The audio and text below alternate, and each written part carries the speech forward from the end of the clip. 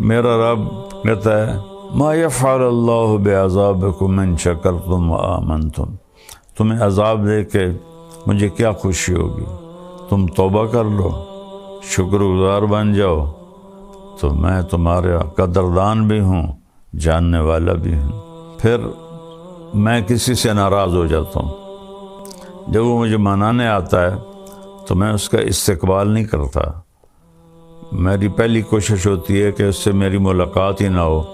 میں اپنے ملازم سے کہتا ہوں ان سے کہو واپس چلے جائیں، وہ گھر پر نہیں ہیں، یا وہ ملنا ہی نہیں چاہتے، تو وہ منت کرتا ہے۔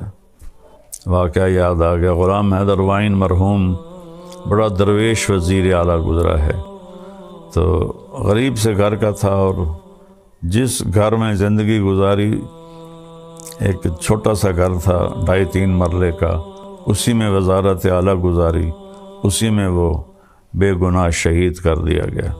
تو وہ تلمبے میں ایک چودھری تھا جس کے ووٹ تھے 100-200 ووٹ تھے، وہ حیدر وائن سے ناراض تھا، تو غلام حیدر وائن مرحوم گیا اس کو ملنے، تو اس نے دروازہ بند کروا دیا اور ملنے سے انکار کر دیا۔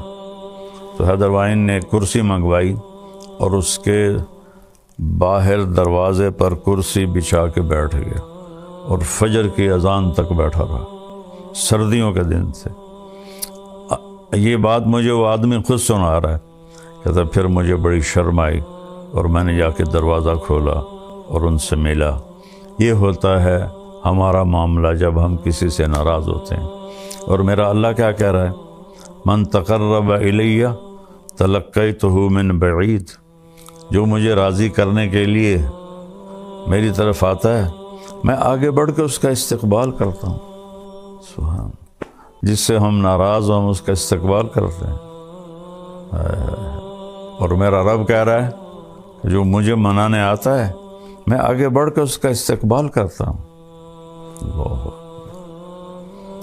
وَمَنْ أَعْرَضَ عَنِّي نَادَيْتُهُ عَنْ قَرِيبٍ، اور جو میری طرف نہیں آتا میں خود اس کے پاس چلا جاتا ہوں اور اسے کہتا ہوں اَوَلَكَ رَبٌّ غَيْرِي، ہائے ہائے میرے بندے کا میرے علاوہ بھی کوئی رب ہے تیرا؟ چاہیے تو پوری ویڈیو ضرور سنیے اور ایمان کو تازہ کریں، لنک ڈسکرپشن میں ہے۔